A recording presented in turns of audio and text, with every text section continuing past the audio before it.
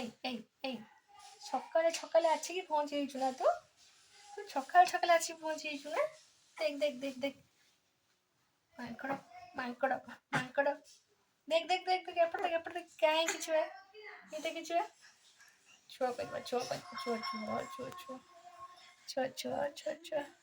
ସକାଳେ ସକାଳେ ଆସିକି ପହଞ୍ଚି ଯାଇଛୁ କି ତୁ ସକାଳେ ଆସିକି ପହଞ୍ଚି ଯାଇଛୁ। Good morning. ଏବେ ସକାଳେ ଶୋଇକି ଉଠିଲା ପରେ ପ୍ରଥମେ ଦୌଡ଼ କୁଆଡ଼େ ଖରାକୁ ଶୀତ ଦିନ ବା ଶୋଇକି ଉଠିବା ଦୌଡ଼ିବ ଖରାକୁ। ଆଉ ବାହାରେ ଆସି ଦେଖି ତ ମୁଁ ଜେଜେମା ବସିକି ତିଆରି କରୁଛି କ'ଣ ବଡ଼ି। ଶୀତ ଦିନେ ବଡ଼ିଟା ପ୍ରାୟ ସବୁ ଘରେ ସମସ୍ତେ ବନାନ୍ତି ଆଉ ଏଇଟା ଖାଇବାକୁ ବହୁତ ଭଲ ଲାଗେ। ଜେଜେମା ତାର ବନଉଛି ବସିକି ବାକି ମୁଁ ଏଇଠି ଅଧିକ ଟାଇମ୍ ବସିପାରିବିନି କାହିଁକିନା ଆଜି ବହୁତ କାମ ଅଛି ଯିବାକୁ ଅଛି ଗୋଟେ ବାହାରକୁ ତ ସେଥିପାଇଁ ଜଲ୍ଦି ରେଡ଼ି ହେଇଯିବି। ରେଡ଼ି ହେଇକି ଯିବାର ଅଛି। ଜଣେଇବି ଆଗକୁ କୁଆଡ଼େ ଯାଉଛି ସିଓର ଜଣେଇବି। ଆଉ ଏଇଠି ମୁଁ ବହୁତ କମ୍ ଟାଇମ୍ ଭିତରେ ରେଡ଼ି ହେଇଯାଇଛି ତ ଟିକେ ଆମେ ଯିବାକୁ ବାହାରିଛୁ ପାଖ ବାଟ ବେଶୀ ଦୂର ନୁହଁ ତ ସାଙ୍ଗରେ ବାପା ନେଇକି ଯାଉଛନ୍ତି ବାପା ବୋଉ ତ ସାଙ୍ଗରେ ଆମେ ଯାଉଛୁ ବାସ୍ ପହଞ୍ଚି ହେଲେଣି। ଆରେ ଏଇ ଭିତରେ ମୋ ଫୋନ୍ ବି ଗଳି ପଡ଼ିଲା କ'ଣ କରିବି ପ୍ରୋ ୟୁଟ୍ୟୁବର ନା ମୁଁ ଧରିପାରୁନି କ୍ୟାମେରା ଗଳି ପଡ଼ୁଛି ଫିର୍ ବି ମୁଁ ବନେଇ ଚାଲିଛି।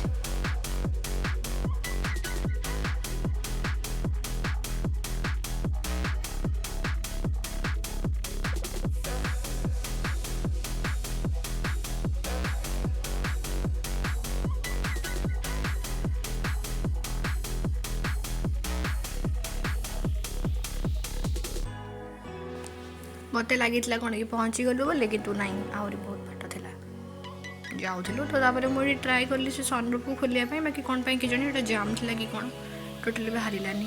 ବାପା ବି ଟ୍ରାଏ କଲେ ଫିର୍ ବି ହେଲାନି। ମୁଁ କହିଲି ତାହେଲେ ଚାଲ ଠିକ୍ ଅଛି ଥାଉ ରିଟର୍ନ ବେଳେ ଦେଖିବା। ଆଉ ଏଇଠି ବାପା ଟିକେ ଚା ପିଉଛନ୍ତି ତାଙ୍କ ନିଦ ଲାଗିଲା ସେଥିପାଇଁ ଚା ପିଉଛନ୍ତି। କ'ଣ କହିବୁ ଗାଡ଼ି ଟିକେ ଚଲାଇଲେ କେଉଁଠି ତାଙ୍କୁ ନିଦ ଲାଗିଲା ଭଗବାନ। ଆକ୍ଚୁଆଲି ଆମେ ମାଉସୀଙ୍କ ଘରକୁ ଯାଉନୁ ବାକି ସେ ସତ୍ସଙ୍ଗ ମାଉସୀ ମାନେ ବି ଆସୁଛନ୍ତି ତ ସେଥିପାଇଁ ତାଙ୍କ ପାଇଁ ଟିକେ ମିଠା ପିଠା ଏସବୁ ନିଆଯାଉଛି ଆଉ ତ ଏଇଠୁ ଟିକେ ଏଇଟା ହେଉଛି ବାରିପଦାର ବହୁତ ଭଲ ଫ୍ରେଶ୍ ମିଠା ଲୋକନାଥ ସୁଇଟ୍ସ ଗୋଟେ ଷ୍ଟେସନ ବଜାରରେ ଅଛି ତ ସେଇଠୁ ଆମେ ମିଠା ନେଇକି ଯାଇଥିଲୁ ତାପରେ ଟିକେ ବାଟରେ ପଇଡ଼ ପିଇଦେଲୁ ସମସ୍ତେ ମୁଁ ବାପା ବୋଉ ସମସ୍ତେ ପଇଡ଼ ପିଇ ଦେଇକି ଆମେ ବାହାରିଲୁ ଯେଉଁ ସତ୍ସଙ୍ଗ ବିହାରକୁ। ବାଟରେ ଯାଉ ଏଇଟା ଦେଖିବାକୁ ପଡ଼ିଲା କ'ଣ କି ଶ୍ରୀ ଜଗନ୍ନାଥ ମନ୍ଦିର ଯେଉଁଟାକି ବାରିପଦାରେ ସମସ୍ତେ ଆମେ ଜାଣିଛୁ ଦ୍ୱିତୀୟ ଶ୍ରୀକ୍ଷେତ୍ର ବୋଲି କୁହନ୍ତି ନା ବାରିପଦାର ଶ୍ରୀ ଜଗନ୍ନାଥ ମନ୍ଦିର।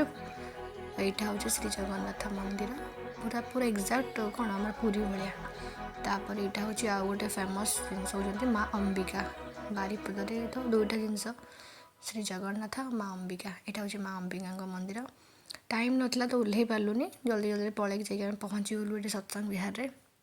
ଅଲରେଡ଼ି ବହୁତ ଲୋକ ଆସିଯାଇଥିଲେ ବାକି ଆଚାର୍ଯ୍ୟଦେବ ଆସିନଥିଲେ ତାଙ୍କୁ ଆସିବାକୁ ଟାଇମ୍ ଲାଗିବ ଆଉ 2 ଘଣ୍ଟା ଲେଟ୍ ହେବ ବୋଲି କହିଲେ ତ ସେ ସାଇଡ଼୍ରେ ଜୋତା ରଖିବାକୁ କହିଲେ ଆମେ ଜୋତା ରଖିଦେଇକି ଯେଉଁ ଭିତରକୁ ଗଲୁ। ଆଉ ଏତେ ସୁନ୍ଦର ସଜା ହେଇଥିଲା ସେ ଯେଉଁ ମାନେ ସତ୍ସଙ୍ଗ ବିହାରକୁ ଦେଖ ମୁଁ ଦେଖାଉଛି କେତେ ସୁନ୍ଦର ମାନେ ଫୁଲ ଲାଇଟ୍ସ ଏସବୁରେ ପୁରା ମସ୍ତ ଦେଖାହେଉଛି ପୁରା ବହୁତ ସୁନ୍ଦର ଦେଖାହେଉଛି ବହୁତ ସୁନ୍ଦର।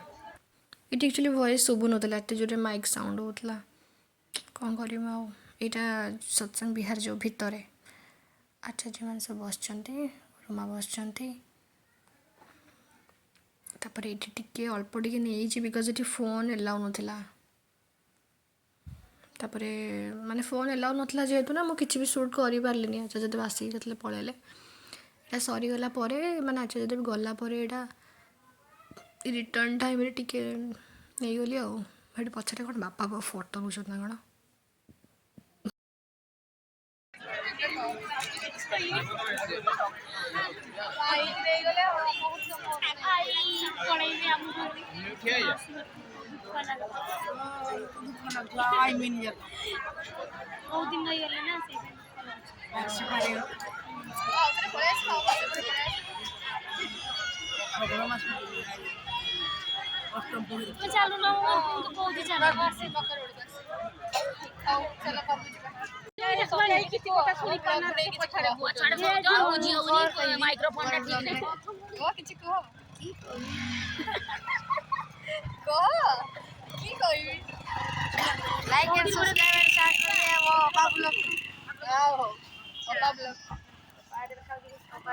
ସରିଲା ଆମର ଫେରିବା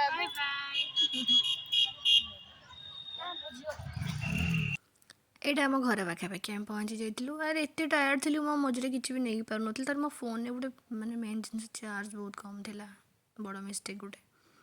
ଏଇଟା ଏତେ ସୁନ୍ଦର ଦେଖାହେଉନି ପୁରା ଭ୍ୟୁଟା ମାନେ ସନସେଟ୍ର। ଏହାପରେ ମୁଁ ଘରେ ପହଞ୍ଚିଯାଇଛି। ଠିକ୍ ଅଛି, ଆପଣମାନଙ୍କୁ କେମିତି ଲାଗିଲା ମୋତେ କମେଣ୍ଟରେ କହିବେ। Thank you.